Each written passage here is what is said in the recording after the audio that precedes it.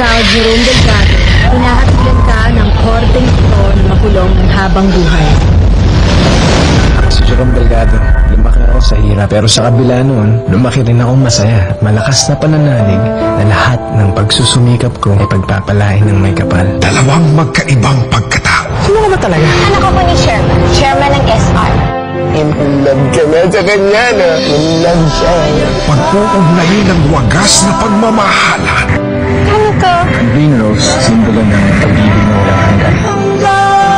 Kaya ka pinagtrapa para matuto, hindi para makipag-boyfriend sa kung sino-sino. Edward, anong tingin mo sa anak mo? Sa 6 na buwan kayong magkasama, hindi ba nahulog ang loob mo sa kanya? Sana isang araw, meron ng babae magmamahal sa akin tulad ng pagmamahal mo sa kanya. Tawagan mo si Jerome Delgado, sabihin mo pinapapunta siya ni Chairman. Ngunit sisirain ng isang trahedya. Chairman! Chairman!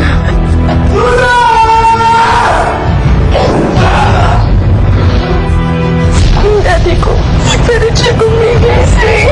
Sir Jerome Delgado, dinadakit ka namin sa kasong arson at murder.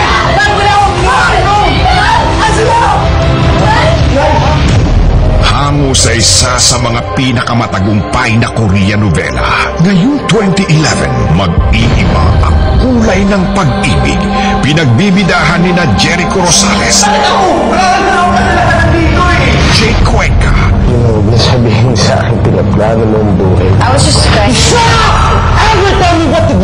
Alessandra De Rossi, Ayaw po kasi ni Chairman sa kanya para sa anak niya na si Angela. Kaya siguro siya nagtanim ng sama na loob kay Chairman. at ni Ann Curtis. Mahal kita, Jerome. Ikaw na ang kaligayahan ko sa buhay ko. Kasama rin sina Ricardo Versosa, Ricardo Cepeda, Janus Del Prado, Bing Medina, Kit Kat, Smokey Manaloto at Susan Africa. Criminal din si Jerome Delgado. Hindi siya kriminal! Sir! Wala akong kasalanan, sir! I will let him go. Ano ba naman kasi papala mo sa isang preso? Alam ko mas masakit to, Makakalaya lang ako dito kahit isang araw. Ang isang pangalan na.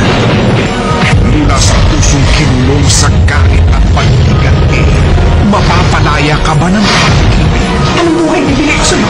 Kinuha pa namin yung lahat sa akin. Anong suot ko ba itong kwintas na to? I will never stop loving. Dapat mamataw ka na. Babalik ako.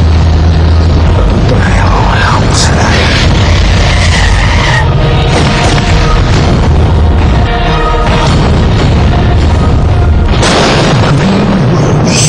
Sisibol na sa Primetime Bida.